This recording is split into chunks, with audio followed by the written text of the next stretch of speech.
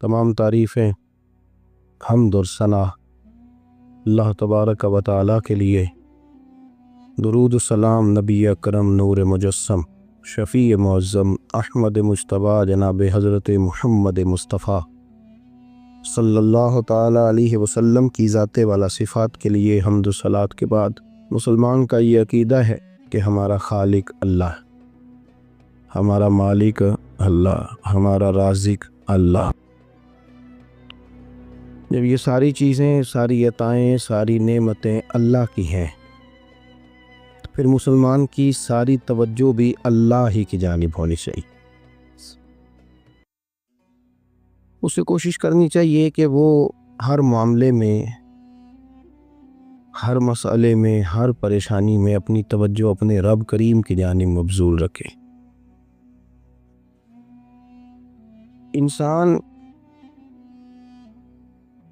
जब अपने इल्म पर भरोसा करने लगता है, या अपनी अक़ल पर भरोसा करने लगता है, या अपने ताल्लुकात पर भरोसा करने लगता है, या अपनी दौलत पर, माल पर, सेहत पर, तो एक बहुत बड़े धोखे का शिकार हो जाता है। और इंसान जब इंसानों पर भरोसा करने लगता है तो फिर अल्लाह ताला उसे बाज़ौक़ात इंसानों के सुपुर्द कर देता है, इंसानों के सुपुर्द। बहुत सारे ऐसे लोग भी होते हैं जो रब करीम को भूलते हैं और वो अपनी सारी तवज्जो इंसानों की तरफ, दुनिया की तरफ, दुनियादारों की तरफ कर लेते हैं। तो अल्लाह ताला फरमाता है फिर मैं उन्हें ये सज़ा देता हूँ कि वो मुझे भूलने निकले थे तो मैंने उन्हें उनका अपना आप भी भुला दिया, अपना आप भी। सूरह हश्र को देखिएगा, फरमाया वाला तकूनु कल्लज़ीना नसुल्लाह फ़अन्साहुम अनफुसहुम, उन लोगों की तरह न हो जाना जिन्होंने अल्लाह को भुला दिया तो अल्लाह ने फिर उन्हें उनका अपना आप भी भुला दिया। उन्हें अपनी भी होश नहीं रही, वैसे मसाइल में घिर गए, वो ऐसी आजमाइशों में उलझ गए, वैसे दुनियादारी के अंदर उलझे कि उन्हें अपना भी पता न चला। अब तो ढूंढता फिरता हूँ इकबाल अपने ही आप को, अब तो ढूंढता फिरता हूँ इकबाल अपने आप को, आप ही गोया मुसाफिर, आप ही मंजिल हूँ मैं। जब इंसान खुदा फरामोश होता है तो खुद फरामोश हो जाता है। हमारा बड़े ज़माने से तकिया है, कभी अमेरिका पर, कभी यूरोप पर, कभी बरतानिया पर, कभी मालदारों पर, कभी असले वालों पर। उसका नुकसान ये हुआ कि अपना कोई वजूद नहीं रहा, अपना कोई नज़रिया नहीं रहा, अपनी कोई सोच नहीं रही। ऐसे महसूस होता है कि कोई मंशूर नहीं, कोई दस्तूर नहीं, लगाम मुंह में है और उसका सिरा किसी के हाथ में है, वो जिधर चाहता है हमें घुमा लेता है। अल्लाह फरमाते हैं यूँ ना हो जाना कि तुम रब को भुला दो और फिर तुम्हें अपना आप भी भूल जाए। औलाइका हुमुल फासिकून, फरमाया ये वो लोग हैं जो नाफरमान है अल्लाह के, ये नाफरमान है। जब ये नज़रिया बन गया, जब ये जहन बन गया कि पैदा अल्लाह ने किया है, देना अल्लाह ने है, अता करने वाला अल्लाह है, नवाजने वाला अल्लाह, तो फिर सारी तवज्जो दुनियादारों की तरफ रखना, मैं अल्लाह वालों की तरफ तवज्जो रखने का कायल हूँ, मैं वो समझता हूँ, हम उस चीज़ के कायल हैं। लेकिन वो भी कोई आस्ताना है कि जहाँ हक मुर्शद का नारा तो बड़ा लगे पर रब का नाम ही ना सुनने को मिले। ये भी कोई बात हुई कि जहाँ ये तो नारा ज़ोर से लगे कि जीवे जीवे मुर्शद जीवे, लेकिन इस्तिग़फ़ार का दर्स ही ना मिले। या हर वक्त ये बताया जाए कि यहाँ आ गए तो बच गए, कैसे बचेंगे? मेरे रसूल पाक अलैहिस्सलाम का दरवाज़ा सबसे बड़ा दरवाज़ा है, हुजूर का दरवाज़ा सबसे बड़ा दरवाज़ा है। लेकिन मेरे दोस्तों याद रखना, नबी पाक अलैहिस्सलाम ने भी लोगों को जब रास्ता दिखाया है तो रब करीम का रास्ता दिखाया है, अल्लाह का रास्ता दिखाया, अल्लाह करीम का रास्ता दिखाया, लोगों रब की तरफ तवज्जो कराई। मेरे रसूल करीम सैयद आलम सल्लल्लाहु ताला अलैहि वसल्लम ने लोगों की अल्लाह की जानिब तवज्जो कराई और लोगों से ये कहा कि वो अपने रब करीम की जानिब अपना जहन रखें, अपनी तवज्जो अपने अल्लाह की जानिब मबजूल करें। मेरी बात को अच्छे तरीके से समझिएगा, इल्म अल्लाह तबारक व तआला अता करता है, تو اسے اللہ کی عطا ہی سمجھنا چاہیے۔ کچھ لوگوں کے پاس علم ہوتا ہے پر علم نافع نہیں ہوتا، وہ ٹامک ٹوئیاں مارتے رہتے ہیں ساری زندگی۔ علم کو اللہ کی عطا سمجھیں، اپنی عقل پر اپنے شعور پر زیادہ بھروسہ نہ سمجھیں، نظر اللہ پہ رکھیں۔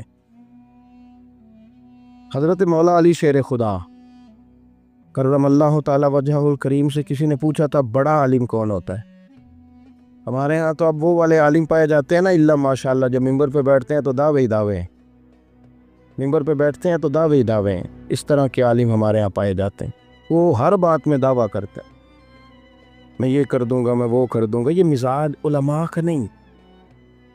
حضرت علی المرتضیٰ سے کسی نے پوچھا بڑا عالم کون ہوتا ہے؟ فرمایا بڑا عالم وہ ہوتا ہے کہ جسے مسئلے کا پتہ نہ ہو تو وہ کہہ دے مجھے نہیں پتا، میں پتہ کر کے بتاؤں گا، غلط بات بیان نہ کرے۔ امام مالک سے کسی نے کوئی مسئلہ پوچھا تو آپ فرمانے لگے مجھے اس سوال کا جواب نہیں آتا، ہمارے بزرگ سمجھاتے کیا ہے؟ وہ کہنے لگا آپ اتنے بڑے امام ہیں تو اس سوال کا جواب نہیں آتا۔ آپ فرمانے لگے اگر مجھے ہر سوال کا جواب آتا پھر تو میں خدا ہوتا، مجھے ہر سوال کا جواب نہیں آتا، مجھے تو اتنا آتا ہے جتنا میرے رب نے مجھے عطا کر دیا ہے۔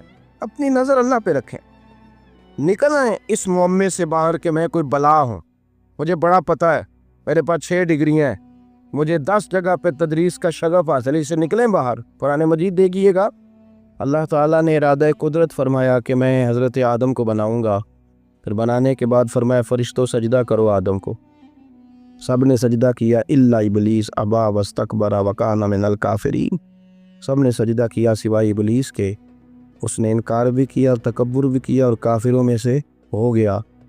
تو یہ جب اللہ تعالیٰ نے سجدہ کرایا تو کیسے کرایا؟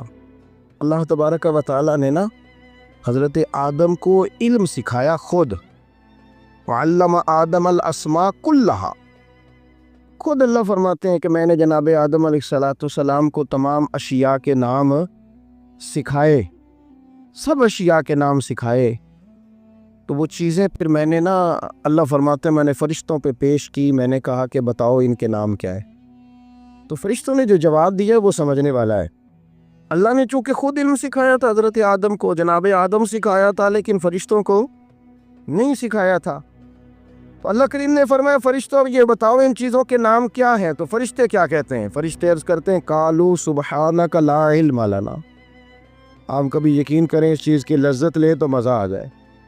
کہا قالوا سبحانک، کہنے لگے تو پاک ہے، قالوا سبحانک، کہنے لگے تو بھئی آدم علیہ السلام کو نام سکھا لیے، پھر فرشتوں کے سامنے وہ چیزیں پیش کر کے کہا ان چیزوں کے نام بتاؤ، تو فرشتے کیا کہتے ہیں؟ کہتے ہیں قالوا سبحانک، تو پاک ہے، لا علم لنا، ہمارے پاس کوئی علم نہیں، الا ما علمتنا، ہمیں تو اتنا پتہ ہے جتنا تو نے ہمیں سکھا دیا، ہمیں تو اتنا پتہ ہے جتنا تو نے ہمیں، لا علم لنا، ہمارے پاس کوئی علم نہیں ہے، اتنا ہی پتہ ہے جتنا تو نے ہمیں سکھا دیا ہے، اس سے زیادہ ہمارے پاس علم، اور یہ کیوں تو نے ہمیں جتنا سکھایا اتنا پتہ ہے۔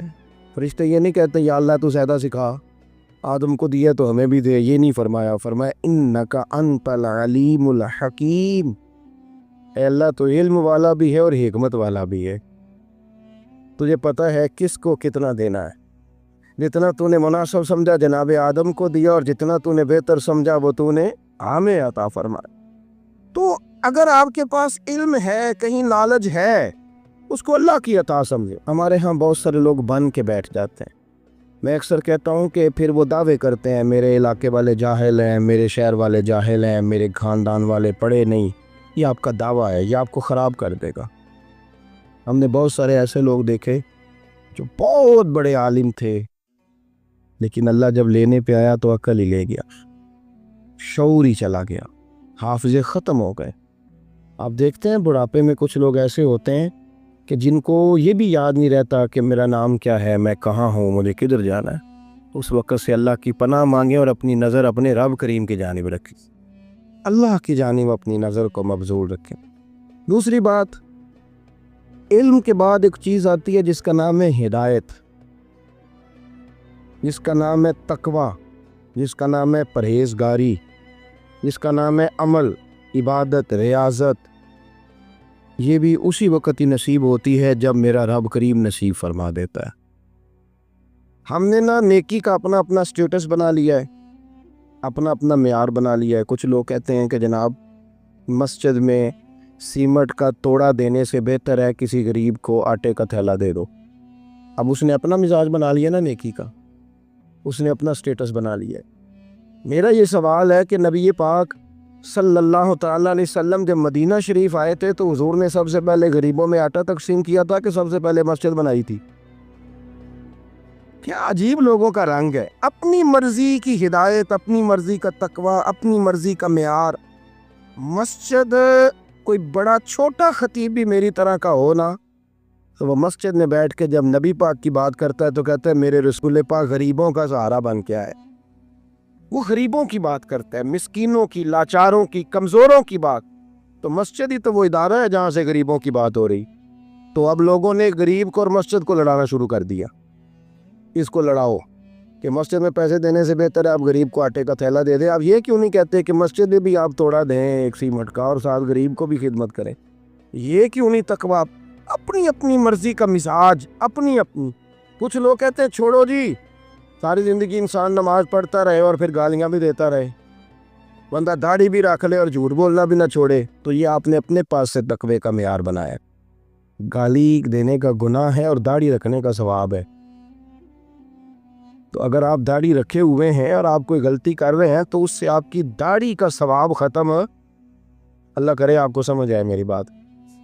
آپ کوئی غلطی کر رہے ہیں، داڑھی کا ثواب اس سے ختم، وہ اپنی جگہ پہ قائم ہے چیز۔ اپنی مرضی کا کیوں تقوی کا معیار بناتے ہیں؟ تقوی کا مزاج اپنی مرضی کا نہ بناؤ۔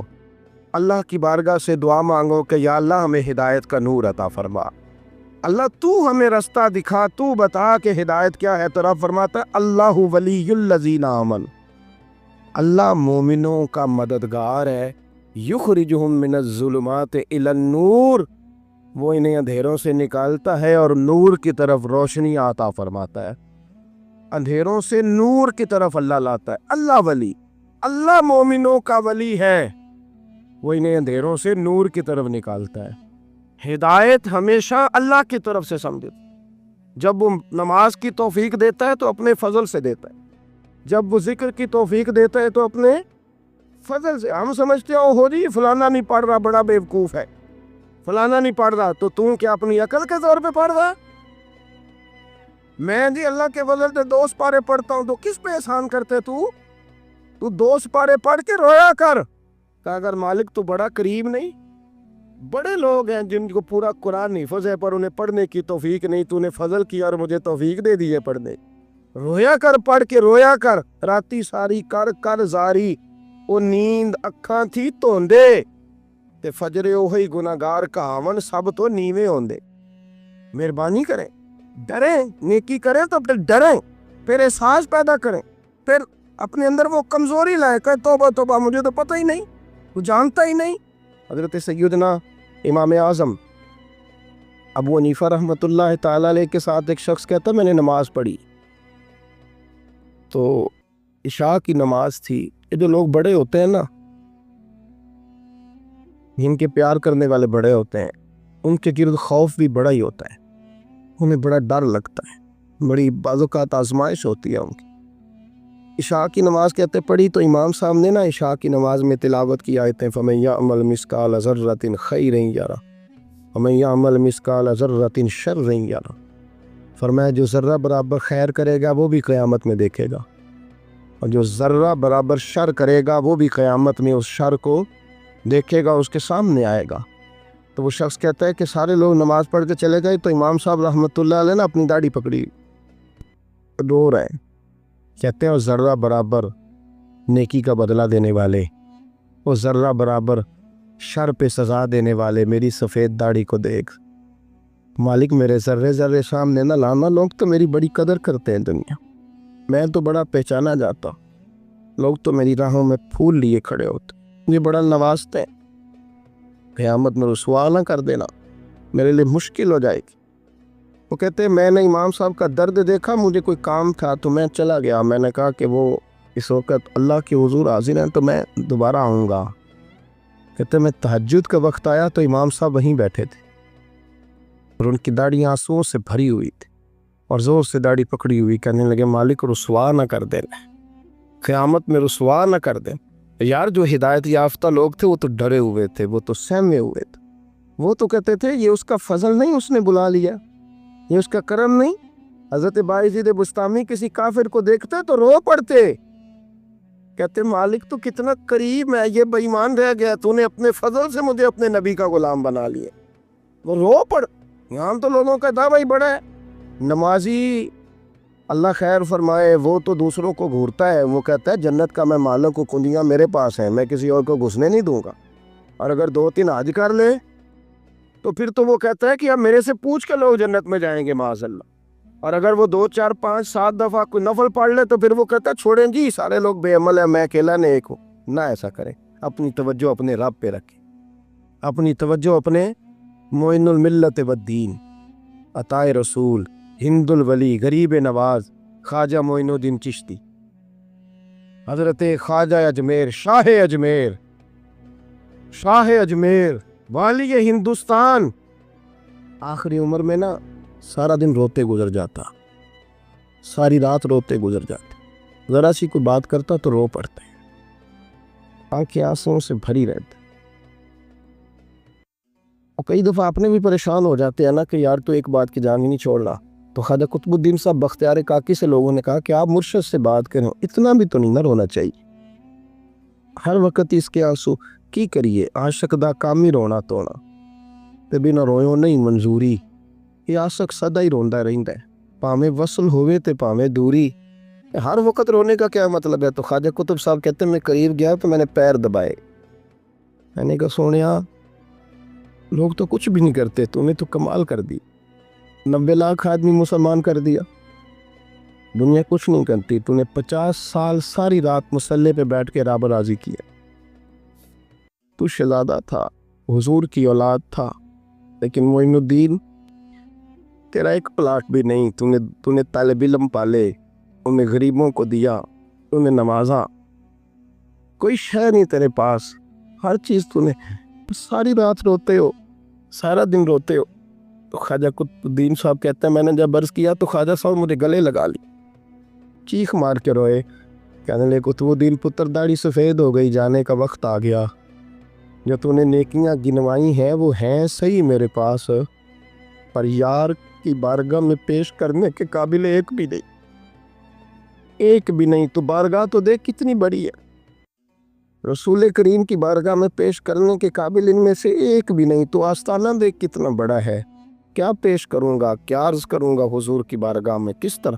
وہ یار جو بڑے تھے وہ تو ڈرے ہوئے تھے، سہمے ہوئے تھے، وہ تو بڑی آزمائش میں تھے، لیکن میرا اور آپ کا رٹا 2 نمازیں پڑھ کے 6 نمازوں کا دعویٰ کرنا اور لمبی چوڑی کہانیاں بنانا اور اپنے منہ سے اپنی تعریفیں کرنا، اس سے تھوڑا باہر آئیں۔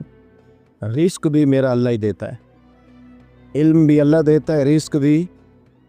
بڑے بڑے فقیروں کو مالدار ہوتے دیکھا، بڑے بڑے مالداروں کو فقیر ہوتے دیکھا، بڑے میرے ایک بڑا سخی قسم کا سجن ہے، بڑا پیارا ہے، میں اسے سخی مانتا ہوں، میں نے اپنی پریشانیوں کے دنوں میں بھی اس شخص کو سخی دیکھا۔ ایک دن رات کو مجھے ٹیلی فون کر کے کہنے لگا کدھر ہو؟ میں نے کہا میں گھر ہوں۔ نہیں اکثر سفر میں ہوتے ہو نا؟ میں نے کہا طبیعت کیسی ہے؟ ٹھیک ہے، بس حال چال پوچھنا تھا۔ میں نے سمجھا یہ ہونے کا یار یہ کوئی مسئلہ ہے، ورنہ رات کے 2 بجے کوئی حال پوچھنے کو فون تو نہیں نہ کرتا، کوئی مطلب ایسا تو مسئلہ نہیں نا۔ تو میں نے بیک کال کی، میں نے کہا یار میری بات سن، مسئلہ کیا؟ کہ نہیں کچھ نہیں دل کر رہا تھا۔ میں نے کہا میری گل سن، رہے ہیں اسی 4-5 سال کٹھے، میں تین جاننا، اصل بات کر۔ کہنے لگا مکان بھی بڑا ہے، سارے کچھ ٹھیک ہے، پر وہ بڑے بے نیاز ہے، کچھ حالات اس قسم کے آ گئے ہیں کہ لوگوں کو بتاؤں بھی تو لوگ ماننے کو تیار نہیں، زیادہ نہیں، مجھے نا تھوڑے سے پیسوں کی ضرورت ہے، کوئی 15-20 ہزار اگر مل جائیں، میری ضرورت۔ آپ یقین کریں میں روتا رہا ساری رات۔ میں نے کہا مہربانہ تیرا کس طرح کریں گے، اس سے لے کے زمانہ استعمال کرتا تھا، پر بے پرواہی ویکھ نہ سجڑ دی، جتھے کسے دی پیش نہ جاوے، انہیں تاجاں والے در در رولے تے منگتیاں تخت بٹھاوے۔ سجنا کسے نو کارا مل دی کوئی کعبے ہو خالی آوے، واللہ خیر الرازقین، کہتا تو دائیں بائیں نہ جا، رزق تو تجھے میں دوں گا، میں ہوں بہتر رزق دینے والا۔ بڑے بڑے بادشاہ، بڑے بڑے شہنشاہ، بڑے بڑے لوگ، ہاتھوں میں کاسے، فقیریاں، ام ربیعہ کہا کرتی تھیں، بڑی نیک اور صالح خاتون تھیں، وہ کہتی ہیں کہ میں نا بڑے امیر آدمی کی بیوی تھی، اپنے شوہر کے ساتھ چھت پہ بیٹھی تھی تو نیچے فقیر مانگنے والا آیا، اس نے بڑے درد سے صدا کی تو میں نے اپنے شوہر سے کہا کچھ دینے کا، دوا کر، ان لوگوں نے دھندا بنایا ہوا ہے۔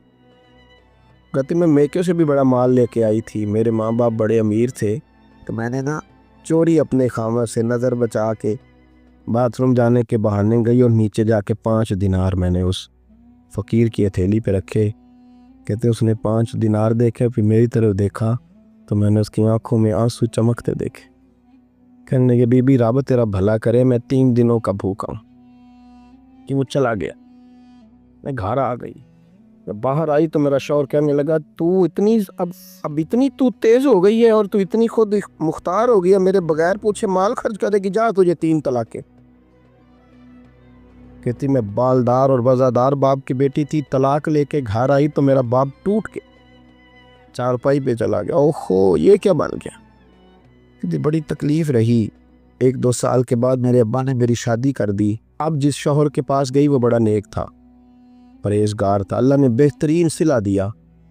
کتنی چھت پہ بیٹھی تھی، دروازے پہ وہ فقیر آیا، میں نے شوہر سے کہا کچھ دے دوں، کہنے لگا 5 نہ دینا، 15 دینا، 20 دینا، میں فقیر ہوں، میں نے فقر سے دولت دیکھی ہے، اسے خالی نہ لوٹانا۔ کہتی ہے کہ میں نیچے گئی اور جب میں نے اس کی طرف دینار بڑھائے تو میری چیخ نکلی، پیسے پھینک کے میں بے ہوش ہو کے گری، میرا شوہر نے آ کے اٹھایا، اندر لے گیا، پانی منہ پہ چھڑکا، کہنے لگا تجھے کیا ہوا؟ کہنے لگی یہ جو مانگنے آیا یہ میرا پہلا شوہر تھا، وہی تھا جو کہتا تھا کہ تو 5 دینار دے آئیے، جا تجھے 3 طلاقیں۔ پڑھو نا حدیث پاک، میرے نبی پاک علیہ السلام نے فرمایا ایک بندہ گنجا تھا، گنجا، کوئی ترتیب آگے پیچھے ہو جائے تو مفہوم کے لحاظ سے، لیکن میں مفہوم اس کا واضح کرتا ہوں، ایک گنجا تھا، کوئی شے نہیں تھی، سر پہ بال بھی نہیں تھے، رویا کرتا تھا۔ اللہ تعالیٰ نے فرشتے کو بھیجا، تجھے کیا چاہیے؟ تو کہنے لگا بال آ جائے اور تھوڑا مال آ جائے۔ فرشتے نے ہاتھ پھیرا تو بال بھی آ گئے تو بکریاں بھی آ گئیں، لائنیں لگ گئیں، مال ہی مال ہو گئے۔ دوسرے کے پاس گیا، وہ کوڑا تھا، اس کو جا کے کہا کیا چاہیے؟ کہنے لگا شفا ہو جائے اور کچھ اللہ تعالیٰ آسانی کر دے۔ شفا بھی ہو گئی، گائیں بھی دے دی، بھینسیں بھی دے دی، مال ہی مال ہو۔ پھر ایک کے پاس گیا، وہ اندھا تھا، تجھے کیا چاہیے؟ اس نے کہا آنکھیں مل لیں اور کچھ ساتھ اللہ مال دے دے، اونٹ ہی اونٹ ہو گئے۔ جب بڑا نواز دیا تو پھر مالک نے امتحان لینے کا ارادہ کیا، یاری تیری سونا ہے پر آزمائشاں بھی تیریاں اگ، آزمائشاں تیریاں، صحیح کہہ رہا ہوں، آزمائشاں تیریاں، یاری تیری سونا ہے پر آزمائشاں تیریاں، یہ سونا پرکھیا جامدائی پہلو نال لگاں دے لگ۔ اللہ نے فرمایا آزمائش کرو۔ سب سے پہلے گنجے کے پاس آئے، اسے کہا اللہ کے رستے میں کچھ دیکھنے لگا، میرے خرچے ہی بڑے ہیں، دیکھو تو صحیح کتنی مشکل میں وقت گزارتا ہوں، حال ہی کوئی نہیں۔ تو اس نے کہا میں نے تو سنا ہے تو گنجا اور بھوکا ننگا تھا۔ کہنے لگا میں تو جدی پشتی رہی سے آگا ہوں، تو یہ کس پاگل نے کہا ہے بھاگ جا؟ اس نے کہا اچھا جیسے تو تھا ویسے ہی ہو جائے۔ کھیت کھلیان اجڑ گئے، پھر سے گنجا ہو گیا۔